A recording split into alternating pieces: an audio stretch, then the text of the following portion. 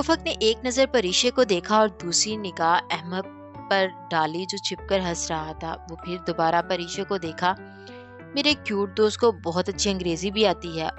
اب بکھلانے کی باری پری کی تھی۔ میں سمجھی اسے انگریزی نہیں آتی، اور اگر ایسا نہیں ہے تو تم دونوں ترک میں کیوں بات کر رہے تھے؟ اب ترک ہو کر ہم فرینچ میں بات کرنے سے تو رہے۔ ویسے یہ انداز اچھا خاصا ہے میڈم۔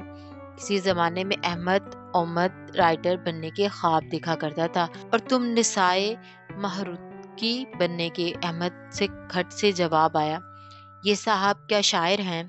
اتنا بڑا ترک کلائمبر، تمہیں علم نہیں؟ خیر جتنا بھی بڑا ہو جائے، افق ارسلان جیسا نہیں ہو سکتا، وہ مصنوعی تفکر سے بولا، مگر پریشے نے سر کو اسبات میں جنش دی۔ صحیح کہتے ہیں، کوئی بندہ افق ارسلان نہیں ہو سکتا۔ اس کے علاوہ احمد انتہائی ذلیل قسم کا کمپیوٹر جینین اور ہیکر بھی ہے۔ اس نے اسے ذلیل کہا، پھر بھی وہ اسی طرح شرما کر مسکرا دیا۔ کمپیوٹر سے یاد آیا، احمد میں تمہیں کمیونیکیشن ٹینٹ استعمال کر لوں؟ مجھے پاپا کو میل کرنی تھی۔ پری کو اچانک یاد آیا، کر لو، اس سے کیا پوچھ رہی ہو؟ جیسے اس کا پیسہ لگا ہو میڈم۔ یہ میرے باپ حسن حسین ارسلان کی خون پسینے کی کمائی ہے، جسے ہم یوں ہمالیہ میں جھونک رہے ہیں۔ جینکنگ اکثر کہتا ہے کہ اگر اور رہن یقین اور حسن حسین کے باؤ اجداد نے اتنی جائیداد نہ چھوڑی ہوتی تو کتنے ملک افق اور جیکنگ کی مہمان نوازی سے محروم رہ جاتے۔ وہ دونوں باہر نکل آئے۔ پورٹرز ادھر ادھر پھرتے اپنے کاموں میں مصروف تھے۔ الاؤ کے چند گز فاصلے البرتو کے کیمپ کی جگہ کل والا کچرا بھی پڑا تھا۔ تم اسے نیلے ٹینٹ میں چلی جا، وہ کمیونیکیشن ٹینٹ ہے۔ میں ذرا یہ صاف کرتا ہوں۔ وہ زمین اور بیٹھ کر بکھرا کچرا چننے لگا۔ خود کیوں ہلکان ہوتے ہو؟ پورٹر سے کہہ دو۔ کوئی مسئلہ نہیں، وہ بیچارے تھکے ہوئے ہوں گے، میں خود کر لوں گا یہ سب۔ وہ خالی کین بوتلیں اور یورپین پروسیڈ فوڈ کے خالی ڈبے سمیٹنے لگا۔ وہ کمیونیکیشن ٹینٹ میں چلی آئی۔ احمد نے اسے زبردست انداز میں ترتیب دے رکھا تھا۔ سیٹلائٹ فون، لیپ ٹاپ، کمپیوٹر، جنریٹر، بجلی کے سولر پینل، دوسرے کچھ آلات۔ وہ ایک ستائشی نگاہ اس سب پر ڈال کر اس کی کرسی کے قریب آئی جس پر ارسا بیٹھی تھی۔ تم کیا کر رہی ہو؟ فین، میل چیک کر رہی ہوں۔ اب تو ایک ہی قسم کی میل سے بور اور زچ ہونے لگی ہوں۔ پتہ نہیں لوگ ہر بات میں اتنی سی عمر میں ناول کیسے لکھا کیوں کہتے ہیں؟ خود کیا اس عمر میں فیڈرز پیتے ہیں؟ روٹی کو چوچی کہتے ہیں۔ میری عمر کے بارے میں ایسے شک کرتے ہیں کہ نظر لگا دیں گے اور شاید لکھنا ہی بند کر دوں۔ وہ سخت بھری بیٹھی تھی اور ہر میل میں مجھے کہتے ہیں کہ آپ مجھ سے دوستی کریں گی۔ خدایا، میں نے کلمی دوستی کا اشتہار تو نہیں دیا جو مجھے ہر بندہ یہی کہتا ہے؟ اور میرے پاکستانی مداحوں کی تو مت پوچھیں، چونکہ میں عمر میں ان سے چھوٹی ہوں، سو تم اور یار کہہ کر خود ہی فری ہونے لگتے ہیں۔ پتہ نہیں لوگوں کو اپنے ارد گرد فرینڈس نہیں ملتے ہو جو۔ اچھا ہٹو، مجھے کمپیوٹر چاہیے۔ اس نے پیار سے ارسا کے سر پر ہلکی سی چت لگائی۔ بیٹھ جائیں، اور کبھی لطیفے پڑھنے کا شوق ہو تو میری فین میل کھول کر پڑھنا، وہ کہہ کر باہر چلی گئی۔ پری نے میل کھولی۔ سیب کی 3 میلز تھی جو اس نے بغیر پڑھے مٹا دی۔ پاپا کی ایک تھی، وہ کچھ دنوں کے لیے کام سے برازیل جا رہے تھے۔ کام کچھ لمبا تھا، شکر تھا کہ وہ مصروف تھے۔ بیٹھ جاؤ میڈم، اگر کچھ پرسنل نہیں ہے تو۔ افق اندر داخل ہوا۔ ہوں، تم سے کیا پرسنل؟ ہوگی جمع داری۔ وہ ای میل لکھ کر بھیج رہی تھی۔ افق نے مسکرانے پر اکتفا کیا۔ وہ بہت خاموشی سے اس کی دائیں جانب کرسی پر بیٹھا سوچتی نگاہوں سے لیپ ٹاپ کی چمکتی سکرین کو دیکھ رہا تھا۔ سنو پری، تمہیں سائیکلنگ لوگوں پر یقین ہے؟ تھوڑا بہت۔ کیوں؟ براؤزر کلوز مت کرو، تمہیں کچھ دکھاتا ہوں۔ ایڈریس بار میں لکھو www.petrolanswer.com۔ پری نے ٹائپ کیا، فوراً ایک صفحہ کھل گیا۔ افق نے لیپ ٹاپ اپنی جانب کھسکایا۔ یہ ایک سائیکلنگ ہے پیٹرن، تمہیں تمہارے ہر سوال، ہر پریشانی کا حل بتائے گا۔ کوئی سوال پوچھنا ہے تو پوچھو۔ ہاں، ٹائپ میں کرتا ہوں کیونکہ میری اس سے تھوڑی جان پہچان ہے۔ افق، مجھے ان چیزوں کا کوئی یقین نہیں ہے۔ خیر تم پوچھو، میرا نام کیا ہے؟ افق کی انگلیاں لیپ ٹاپ کی پیڈ پر متحرک تھی۔ وہ بہت تیز ٹائپ کرتا تھا۔ وہ وہاں 2 خانے تھے۔ پہلے میں اس نے لکھا پیٹرن پلیز آنس، اور دوسرے میں لکھا میرے ساتھ بیٹھی لڑکی کا نام کیا ہے؟ پریشے جہاں زیب۔ اسکرین پر سفید رنگ کے 2 الفاظ ابھرے۔ افق نے فخر سے پری کو دیکھا جو کچھ حیران، کچھ بے یقین سی تھی۔ اچھا پوچھو میری عمر کیا ہے؟ افق نے ٹائپ کیا پیٹرن پلیز آنس پری کی عمر کیا ہے؟ 25 سال، اسکرین پر لکھا آیا۔ اسے اسے کیسے پتا چلا؟ وہ بے یقینی سے اسکرین کو دیکھ رہی تھی۔ یہ سائیکلنگ ہے اور دماغ پڑھ سکتا ہے۔ پھر پریشا نے اسے اپنے متعلق کی سوالات کے تمام جوابات درست نکلے۔ اسے تھوڑا سا خوف محسوس ہونے لگا۔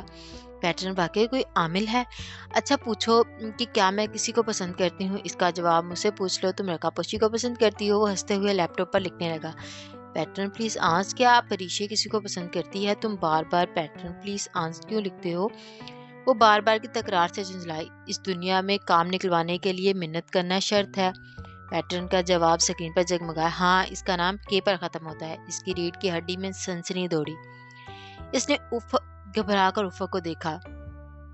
کے پر، لیکن رکا پوشی تو کے پر ختم نہیں ہوتا۔ وہ شاید سمجھا نہیں تھا یا پھر بن رہا تھا۔ پری نے خشک لبوں پر زبان پھیری۔ کیا وہ مجھے ملے گا؟ ہاں، اگر وہ کوشش کرے تو، جواب آیا۔ وہ بے حد خوف زدہ نگاہوں سے اسکرین کو دیکھ رہی تھی۔ اچھا اب پوچھو، کیا وہ مجھ سے محبت کرتا ہے؟ افق نے فوراً پوچھ دیا۔ جواب بھی فوراً آیا۔ محبت؟ وہ تو عشق کرتا ہے۔ وہ سانس روک کے اسکرین کو دیکھ رہی تھی۔ یہ آدمی کون تھا اور کیسے اتنا کچھ جانتا تھا؟ افق احمد خیمے کے دروازہ کھول کر تیزی سے اندر داخل ہوا اور افق سے ترک میں کچھ کہنے لگا۔ پریشا کو دیکھنے پر فوراً پیچھے ہٹا۔ اس کے چہرے پر معذرت کے تاثرات آئے تھے۔ وہ پیٹرن کے سحر میں بری طرح جکڑی ہوئی تھی کہ یہ مداخلت اسے بری طرح کھلی۔ افق نے بھی قدرے اکتا کر اسے دیکھا۔ پھر دونوں کچھ دیر ترک میں بات کرتے رہے۔ تب وہ اٹھا اور جیکٹ کی آستین اوپر چڑھاتے ہوئے بڑبڑاتے اپنے خیمے سے باہر چلا گیا۔ ذرا ان پورٹرز کا جھگڑا نپٹا لوں، پتہ نہیں کیا مسئلہ ہے ان کو۔ ان کے جانے کے بعد احمد نے پریشا سے معذرت کی۔ معاف کرنا ڈاکٹر، وہ پورٹرز میں جھگڑا ہو گیا تھا۔ افق اسے نپٹانے گیا ہے۔ دراصل دفتن۔ اس کی نگاہ اسکرین پر پڑی۔ وہ قدرے قریب آیا اور جس کرسی پر افق بیٹھا تھا اس کی پشت کو پکڑ کر قدرے جھک کر بغور اسکرین کو دیکھا۔ اچھا تم پیٹر آنسر کھیل رہی ہو؟ وہ بری طرح چونکی۔ ہاں، it is a great game. Parisha کے ذہن میں الارم سا بجا۔ احمد، ادھر میرے پاس آ کر بیٹھو اور مجھے شروع سے بتاؤ یہ کیسے کھیلتے ہیں۔ یہ تو بہت آسان ہے، وہ کھڑے کھڑے بتانے لگا۔ یہ دیکھو، اسکرین پر 2 خانے بنے ہیں۔ پہلے خانے میں مجھے پتا ہے، اس میں پیٹرن آنسر لکھنا ہے۔ نہیں، یہی تو نہیں لکھنا، اس میں تم نے فل سٹاپ دبا کر اصل جواب لکھنا ہے۔ فل سٹاپ دبا کر تم جو بھی لکھو گے اس جگہ اسکرین پر پیٹرن پلیز آنسر ہی لکھا آئے گا، اور پھر دوسرے خانے میں تم سوال لکھو اور انٹر کرو۔ اب جو تم نے اوپر والے باکس میں چھپا کر لکھا تھا وہ پیٹرن کے جواب کے طور پر لکھا جائے گا۔ تو پھر پیٹرن کون ہے؟ وہی جو بیٹھا ٹائپ کر رہا ہے۔ تمہارا مطلب ہے کہ جو ٹائپ کرنے والا وہ خود لکھتا ہے؟ وہ پیٹرن کوئی نہیں ہے، وہ آہستہ سے بولی۔ ابھی سے سمجھ آ رہا تھا۔ ہاں، اس سے بڑے بڑے لوگ بیوقوف بن جاتے ہیں۔ احمد کا انداز معصومیت بھری بیوقوفی سے لبریز تھا۔ ویسے تم کسے بنا رہی تھی؟ میں بن رہی تھی۔ اچھا، اس نے شانے جھٹکے۔ افق اور جیکنگ کا یہ مشغلہ ہے، جب بھی میرے پاس آتے ہیں ڈاکٹرز اور نرسوں کو گھیر کر بیوقوف بناتے رہتے ہیں، انہیں ٹائپ نہیں کرنے دیتے اور کہتے ہیں ہماری پیٹرن سے تھوڑی جان پہچان ہے۔ فکرہ پری نے مکمل کیا۔ ہاں، بڑے عرصے تک ڈاکٹر بیوقوف بنتے رہے، پھر انہیں کیسے پتا چلا؟ میں نے بتایا۔ اب مجھے کیا پتا تھا کہ افق انہیں بیوقوف بنا رہا ہے؟ وہ تو میں نے ڈاکٹر کو یہ ویب سائٹ کھولتے دیکھا تو سمجھا دیا کہ پیٹرسن کو کیسے کھیلتے ہیں۔ میری آنی کہتی تھی کوئی کام کی بات ہو تو سب کو بتا دیا کرتے ہیں۔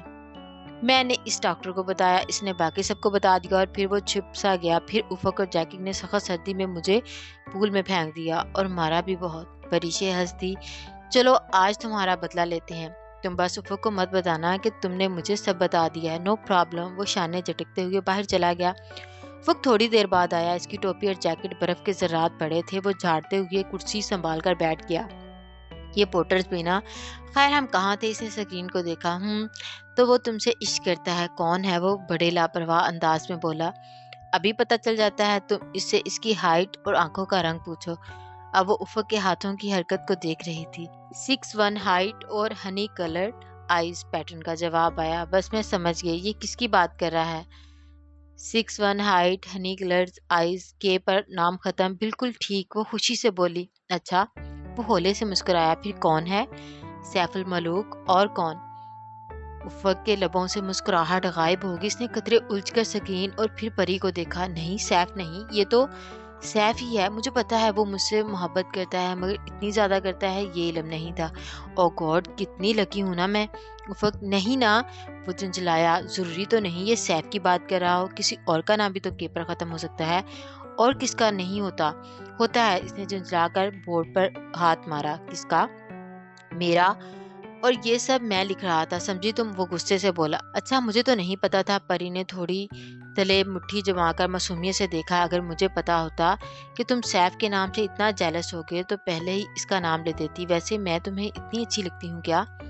اس کا انداز افق کو بتانے کے لیے کافی تھا کہ وہ تمام ڈرامہ جان گئی تھی. سو وہ ناراضگی سے کھڑا ہوا اور کرسی کے پیچھے سے نکل کر خیمے کے دروازے کی جانب بڑھا.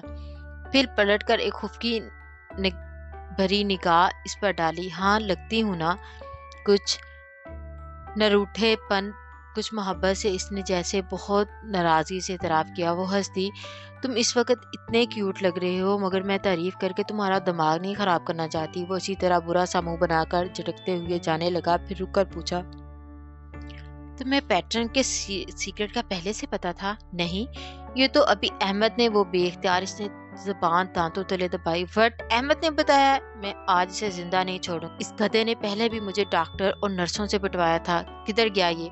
وہ غصے سے بولتا خیمے سے باہر نکل گیا. وہ جسے احمد پر بے انتہا ترس بھی آ رہا تھا ہنسنے ہی جا رہی تھی. 8ویں چوٹی, جمعرات 11 اگست 2005. اس نے میچ ٹینٹ کی میز پر رکھے کئی پاور بازار اور انرجی بازار اٹھا کر اپنے ریک سیک میں بھر لیے اور جوتوں کے نیچے کرام پاؤنڈز چڑھا کر باہر نکل آئی. وہاں ارسا, فرید اور افق اپنے بیگ ٹیکس کمر پر چڑھائے بورڈز, کریم, ٹوپیاں اور گلاسز پہنے تیار کھڑے تھے. شیڈول کے مطابق کیمپ 4 تک پورٹر ساتھ لے کر جانا تھا, مگر شیر خان نے صبح سویرے سورج نکلنے کے وقت بغیر گلاسز لگائے رکا پوشی کا نظارہ کیا تھا اور اب وہ سنو بلائنڈ ہو کر اپنے گھر پڑا تھا. ان کے پاس اتنا گیزر اور فیول نہیں تھا کہ وہ ایک دن بھی تاخیر کرتے. فرید خان جانے کے لیے تیار تھا. وہ بنیادی طور پر ہنزا کا باشندہ تھا اور ہنزا پورٹر بلتی پورٹر سے جسمانی اور دماغی دونوں لحاظ سے مختلف ہوتے ہیں. بلطور کے بلتی پورٹرز کو غیر ملکیوں کی خصوصی یورپین پر وہ زیادہ تجربہ ہوتا ہے. افق انہیں شرپاس کا کراکرم ویژن کہتا تھا. پورٹرز کو گلہریوں کی چڑھائی کے لیے بہت کچھ محفوظ کرنا پڑتا ہے, جس کے باعث یہ نہ چاہتے ہوئے بھی کوہ پیماؤں کا ساتھ ان بلندیوں پر جاتے ہیں. کوہ پیمائی بعض لوگ پیسہ کمانے کے لیے کرتے ہیں اور بعض سیر کرنے کے لیے. جب ان چاروں نے بیس کیمپ کو الوداع کہا تو افق احمد سے گلے ملا, پھر اس کے کندھے پر ہاتھ رکھے اور اسے سنجیدگی سے اپنی زبان میں کچھ سمجھا رہا تھا. احمد پہاڑ پر تقریباً 3 دفعہ ان کے ہمراہ آیا تھا. اس دوران افق مسلسل اسے کسی لیڈر کی طرح ہدایت دیتا رہا. وہ ذالی معصوم انداز میں تابعداری سے سر ہلاتا رہا. پھر احمد چلا گیا تو افق اسے نیچے اترتا دیکھتا رہا, یہاں تک کہ وہ نگاہوں سے اوجھل ہو گیا. پری اس کے ساتھ ہی کھڑی تھی. احمد غائب ہو گیا تو افق نے ایک آخری نظر دور چھوٹے سے دکھائی دینے والے بیس کیمپ پر ڈالی. میری خواہش ہے کہ ہم سب ان خیموں کو دیکھنے کے لیے زندہ رہیں. وہ بڑبڑائی ہوئی. اس نے بے حد خوف سے اوپر بروکا کے گلیشیر کو دیکھا اور دل میں دعا کی, خدا کرے بروک کو علم نہ ہو کہ کوئی دبے پاؤں اس کی راجدھانی میں داخل ہو رہا ہے. میری خواہش ہے کہ ہم سب ان خیموں کو دیکھنے کے لیے زندہ رہیں. وہ بڑبڑائی. اس نے بے حد خوف سے اوپر بروک کے گلیشیر کو دیکھا اور دل میں دعا کی کہ خدا کرے بروک کو علم نہ ہو کہ کوئی دبے قدموں اس کی راجدھانی میں داخل ہو رہا ہے. کاش برو سوتا رہے, وہ کبھی نہ جاگے اور اس کے تخت پر قدم رکھ کر زندہ سلامت واپس آ جائیں. اس کی ہراساں صورت دیکھ کر وہ مسکرایا. فکر نہیں کرو, ہم رکا پوشی کو سر کر لیں گے تو گاؤں کے لوگ ہمیں گرینڈ دعوت دیں گے. پریشے نے ایک نظر برف میں پست نوکدار بیضوئی سی کیمپرز کو دیکھا جن کے نیچے لگے تھے, جن سے وہ برف پر پھسل نہیں سکتی تھی, اور سر جھٹک کر مسکرائی. اس کا خوف قدرے کم ہوا. ہاں میں نے دیکھا تھا. دعوت کا سن کر تم نے بڑے حریصانہ انداز میں پوری آنکھیں کھول کر انہیں دیکھا تھا.